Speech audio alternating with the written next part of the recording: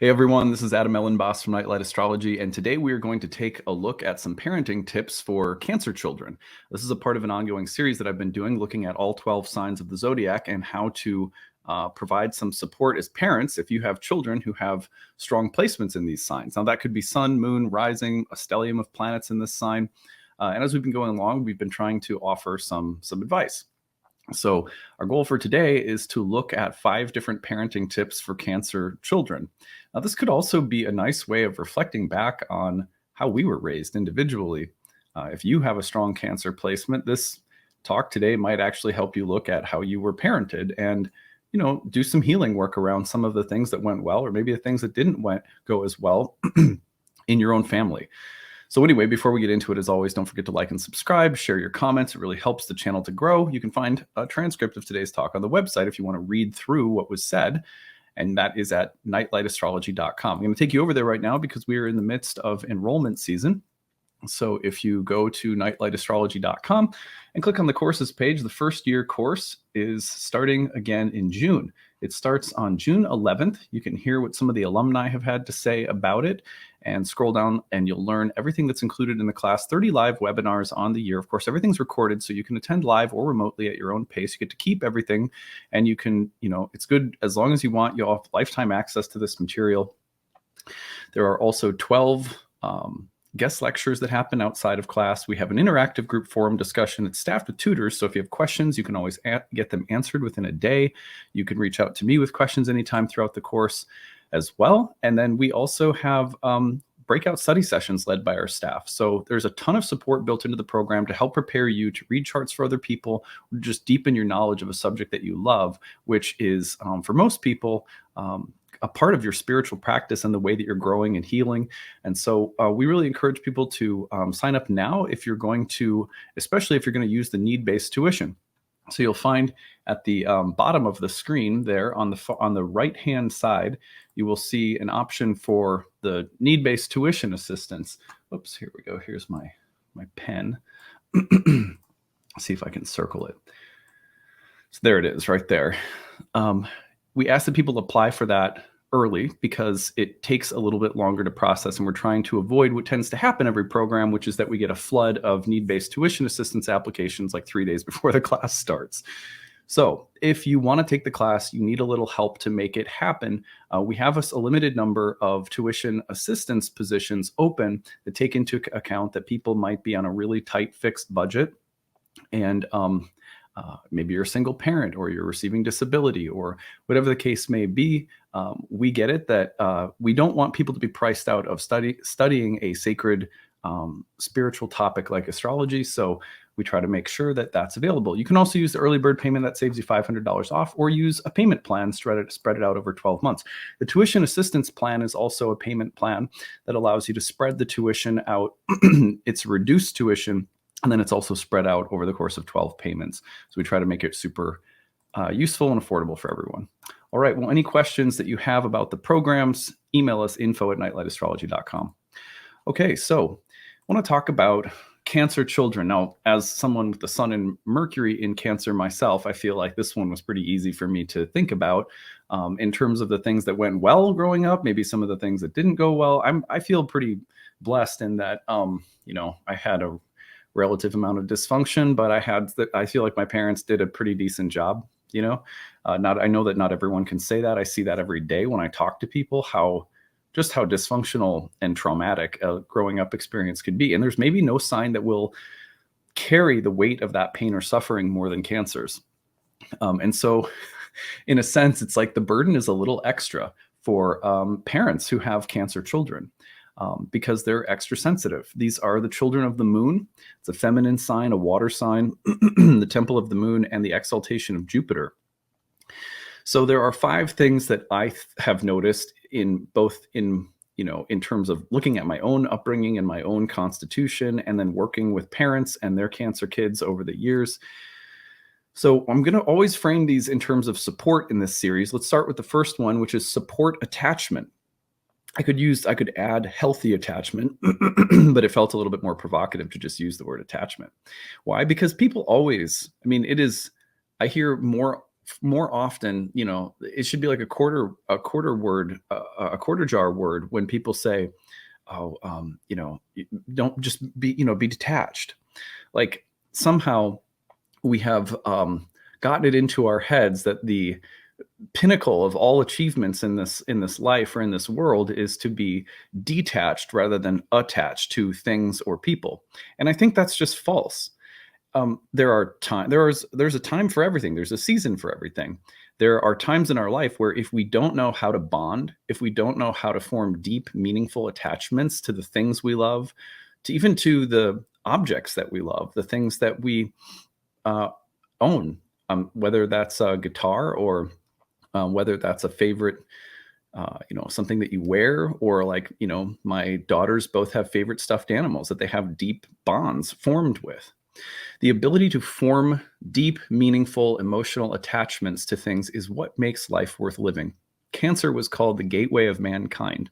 And because at the summer solstice, when the sign of Cancer begins, the light is essentially coming down in the sky, which means the darkness is returning or the days are gradually getting shorter from that point on.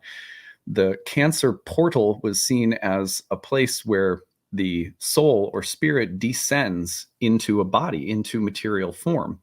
And that's a form of attachment, right? We're going to link and bond and yoke or join ourselves spirit to body.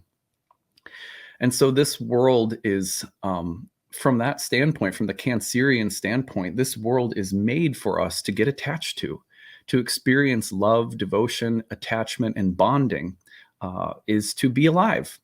And that we see that in nature with animals, and we see that with ourselves. And of course, you always run the risk of becoming too attached, or to have unhealthy forms of attachment or codependency or whatever.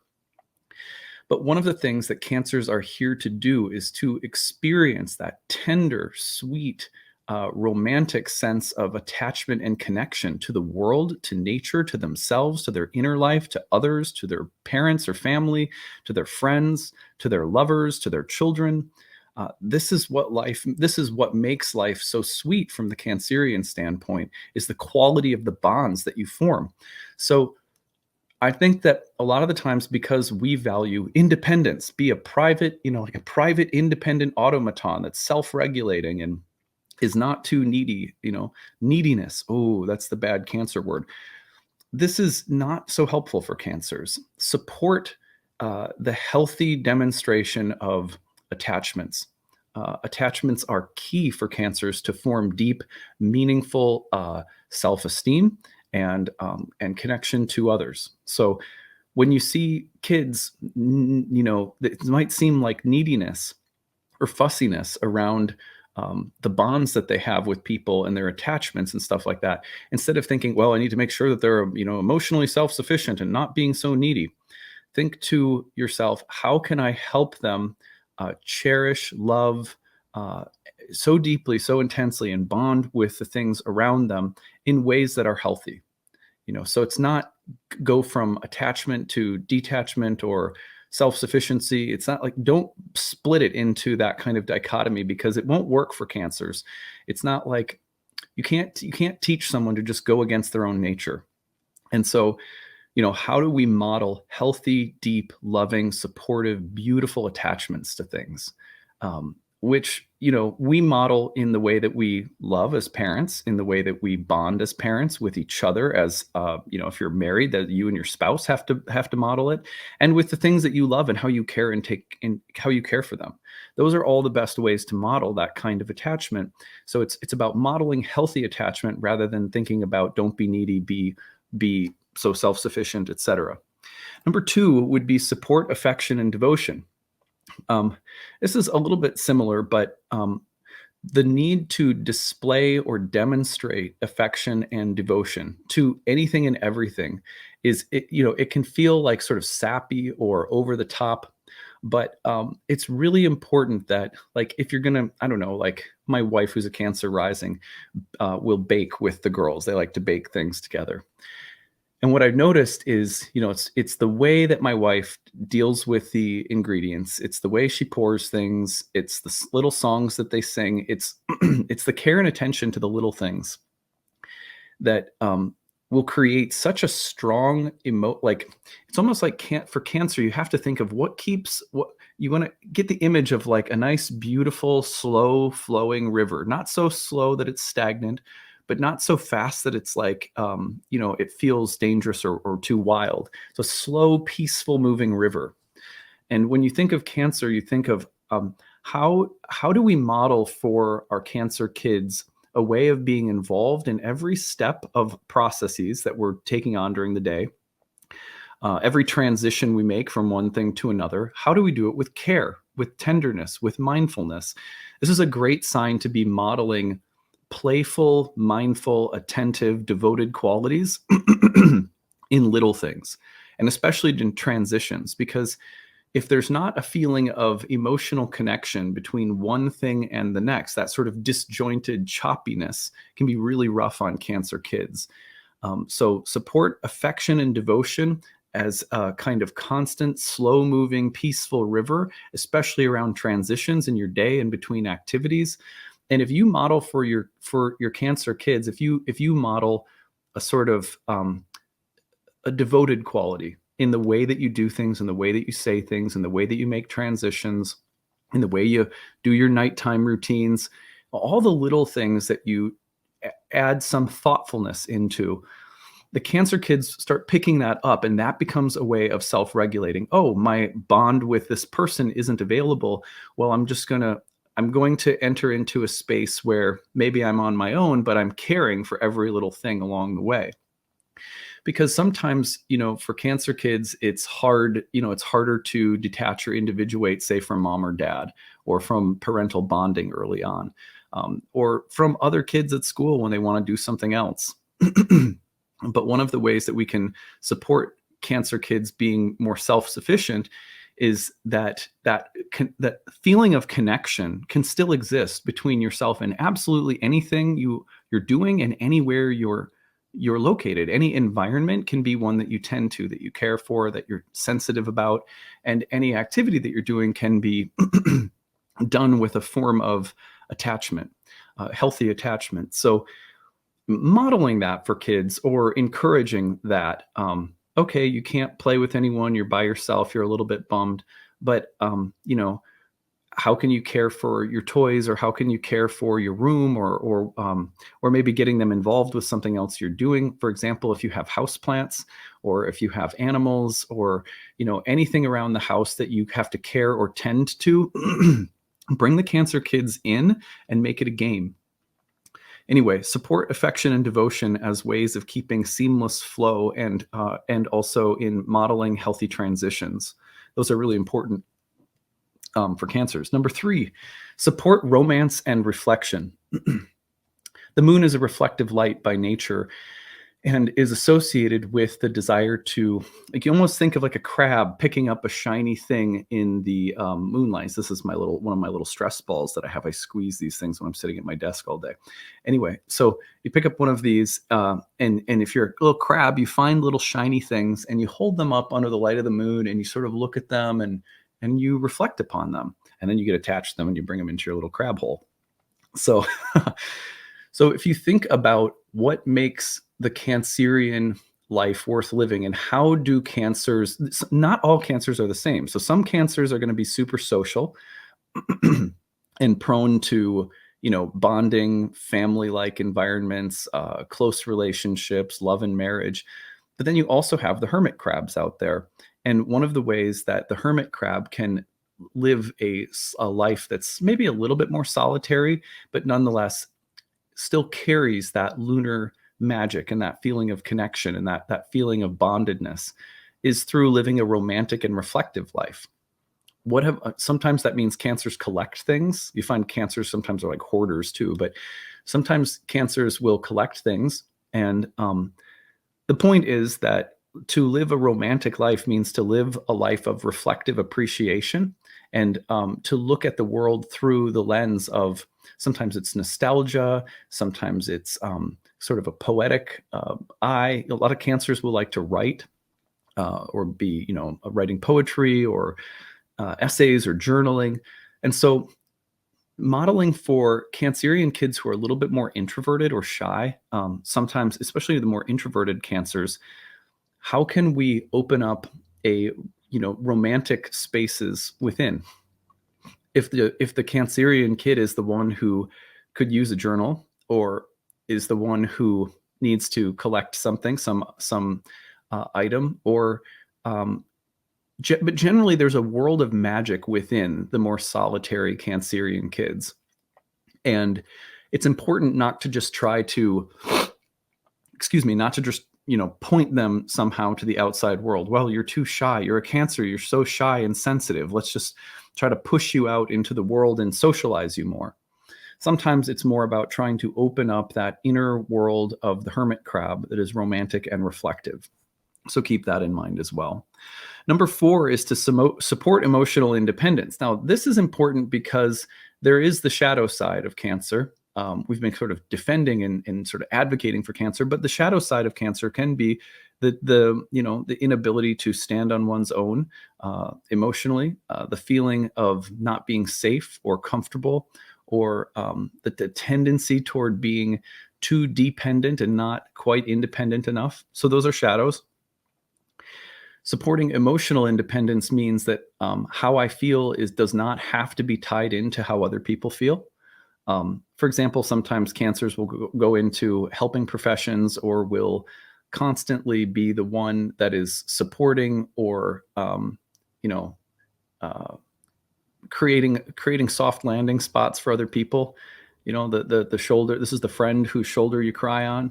But the problem with that is that sometimes it's through helping other people that the Cancer will hope to find reciprocation. Like a lot of people that go into helping professions, and I can identify with this a bit myself as a Cancer sun.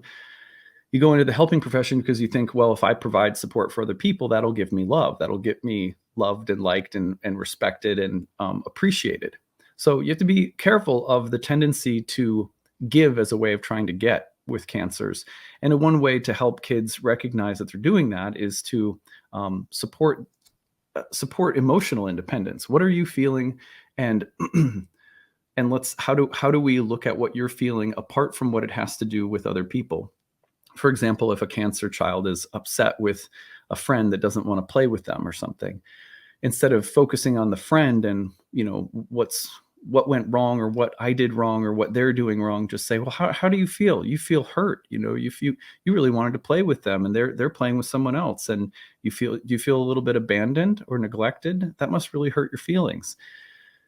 Well, and then moving into how do we take responsibility for those feelings, rather than thinking I have to go solve them by figuring it out with that person who left me on the playground.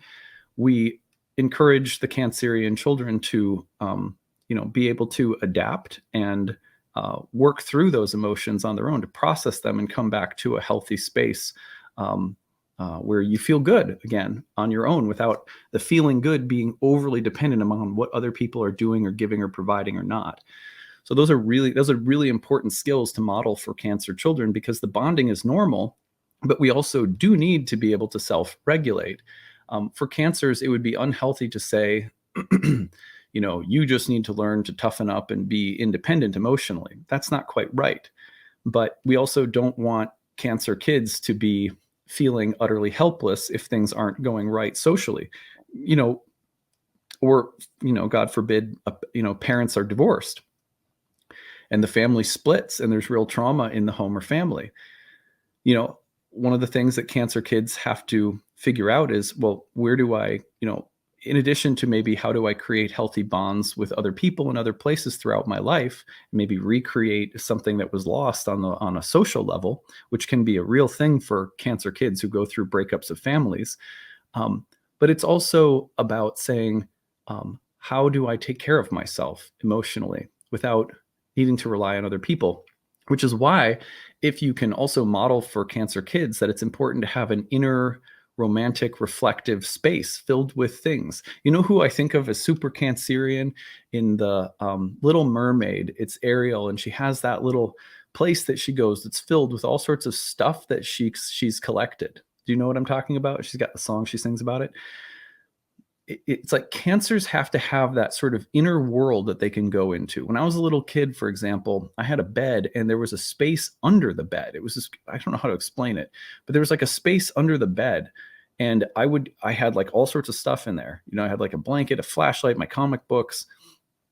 And we need to have those spaces psychically as cancers, so that we have some shelter that we can go into in a rich inner world that serves as a kind of refuge that connects us to things and connects us to the psychic interiority. And then when we leave that little cave, we go back into the world and we're probably a little less melancholic, a little less, with a few less unhealthy attachments. So supporting emotional independence may come back to also teaching kids how to have affectionate, devoted, romantic, and reflective spaces that aren't as connected to other people and other things socially. And so a mix of both is important. Number five is support family time. If you're in a family and you have a Cancer kid, there's nothing that'll fill the cup more than doing fun, wholesome, bonded things together as a group. Especially where there's a lot of praise and affection being given to the kids, especially to the Cancer kid. But I mean, obviously, you don't want to favor anyone, but just never underestimate what quality time, affection, touch. I mean, everyone has a different love language, but get on those things with Cancer kids on the regular, because it's like water for them. It's very nourishing.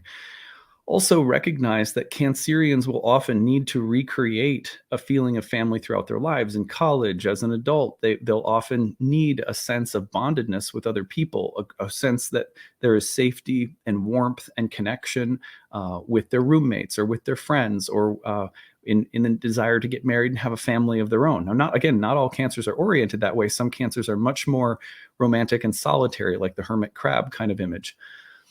But for those who are the bonders out there, don't be surprised if when they come home from school or something, you ask, how did school go? And a lot of it has to do with the vacillations of their social connections and how they're feeling about them. Because the need to feel a part of a bonded group socially is very important for a lot of Cancerians. Although sometimes the quality emotionally of those bonds is more important than the quantity of friends. Sometimes Cancers really don't like large groups, for example. But the need to have a tight group, like they're clannish, that's how Cancers can be. And know that it's also important that Cancerians know how to have a healthy space of selfhood apart from groups or families, and sort of that clan sense of belonging, that we have to balance those two things.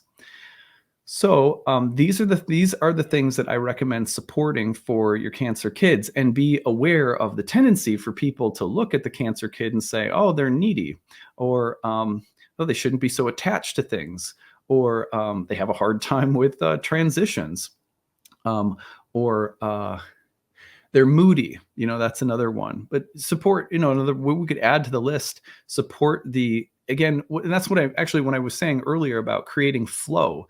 The moodiness can be addressed if we model for Cancers how to go from one thing to the next with a lot of tenderness and devotion, a lot of little thoughtful things.